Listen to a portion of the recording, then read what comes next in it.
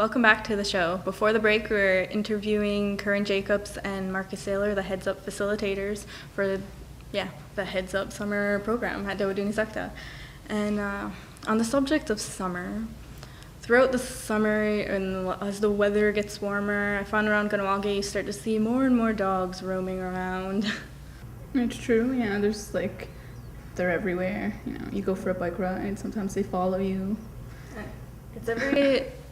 It's like this issue won't die because it seems like nothing's ever done about it, and every once in a while, like every 6 months or every time something happens, it's like there's all these like stories about dogs in the paper or talking about it on TV, and it's like a hot topic every once in a while. And What I find odd is normally it's when you hear about dogs and, you know, there's dog stories in the Eastern Door, it's usually some child or someone is like attacked by a dog, and then they're kind of complaining, well, you know, people should tie up their dogs and keep them like fenced in or something.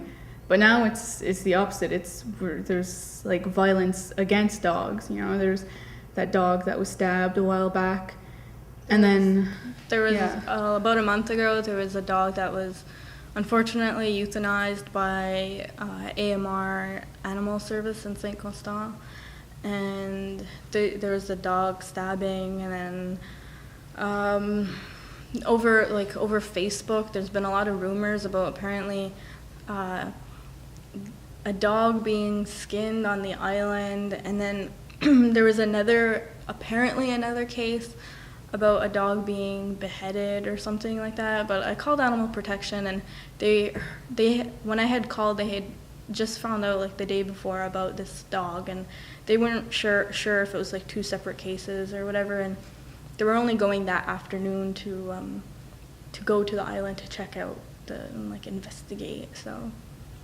it's unclear of like what really Was happened. this dog actually skinned on the island, or was it killed before and then brought to the island?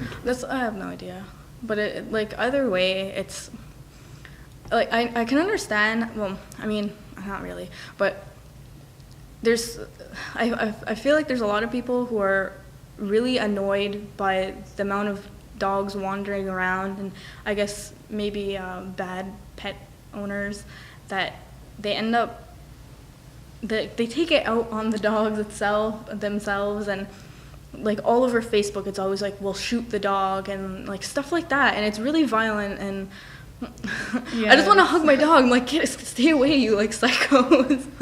But yeah, I mean, it's pretty horrible. I mean, if anything, you should confront the dog owner or your neighbor or whoever, you know, actually owns the dog, and, you know, try to come up with maybe some kind of compromise. But, you know, in a place like Kahnawake, people just they don't really believe in compromise. It's just like, well, I'm gonna stop this dog from barking myself, you know, and it's like stab him. And then on the other end, there's some dog owners that are just bad dog owners, and they're stubborn, and they don't necessarily care, or they'll continue to act like a certain way. Exactly. So it's, I don't know, a lose-lose situation, and I don't know, I feel bad for these poor animals, whether they're like not taken care of, or even if they don't mean any harm in going in your neighbor's yard and, you know, relieving themselves, and then their neighbors like hating it. Yeah. But I guess as a pet owner, after hearing these crazy rumors and stuff about like skinning dogs on the island, it just makes me want to be even a better dog owner and not let my dog out of the yard at all. I don't want to let him out of my sight. Because I don't know how you, like, if there's stuff like that going on, I don't know how you could just like let your dog roam around free and like not be worried about it. I mean, not only this is like an extreme case with this person's obviously disturbed in some way, whoever did that, but I mean, there's like, you can, like, the dog can get like bumped or stolen or run over. I said that, bumped. But I know there's on our bulletin board this week there's a missing dog.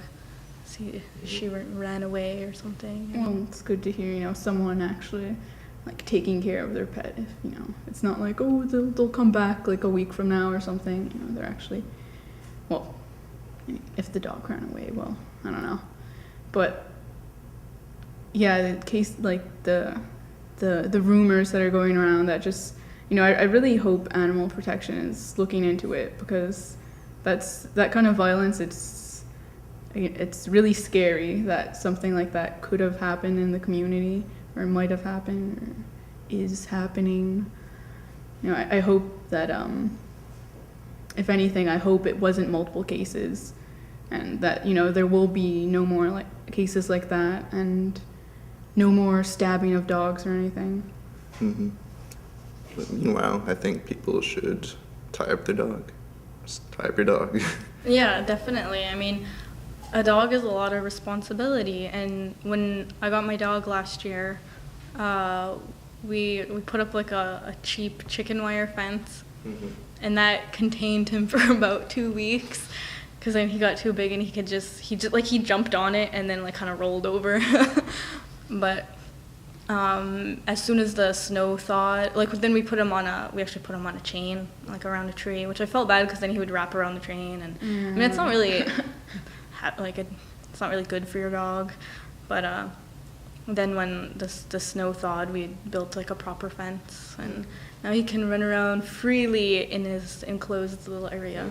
What I don't like is people who tie up their dog to their dog house. And just leave them And there. they become aggressive like that. Yeah, especially do. if there's no like shade. That is like really horrible. And it's not even that. Like in the extreme hot and the winter, it's like it's really cold. Like, Yeah. I mean, my dog, he's spoiled, but he sleeps on her bed every night, and he's like passed out on obviously a lot of owners like off certain furniture, but he lays on the couch with us, you know, and everything. He's a part of the family, and I think that's the way a dog should be. To an extent, like I think it's a little bit much when they're like, you know, pushing them in a carriage and like putting clothes on them and stuff like that, because they are a dog. They are dogs. But yeah. And another thing about letting your dogs loose is it's like has a risk for diseases. I know like parvo goes around here a lot. Yeah, especially if the dog's like interacting with other dogs, which they will be if they're not tied up or anything. Yeah. And that's one thing that like I was worried about, because when we didn't have the fence, it's a little chicken wire, like a normal, because my dog has really short legs, so a normal dog would have been able to walk right over the fence. And in the winter, when we had him tied up around the tree, I was just like, what if there's a dog that has parvo and then he like pees on the tree, and then my dog somehow catches this disease? And so I was just like always paranoid. But I guess I mean, it's just a lot of responsibility, and like keep your dog somehow enclosed and be responsible for it and get its vaccinations, and it's expensive, but that's the price you pay for getting a dog. Take it for walks. Yeah, and that's something I need to do more, because he's getting a little chunky on the sides. And most importantly, rub their bellies. They love that. Yep. So thanks so much for coming on the show, and we hope you enjoyed it this week. I know our subjects were kind of random, but that's the way we are this week.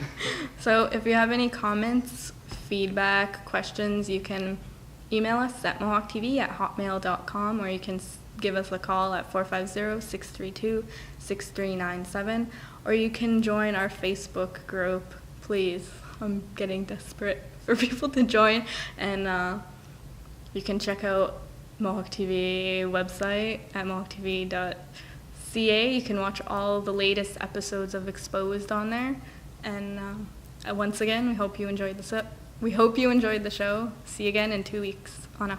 Anna. All right.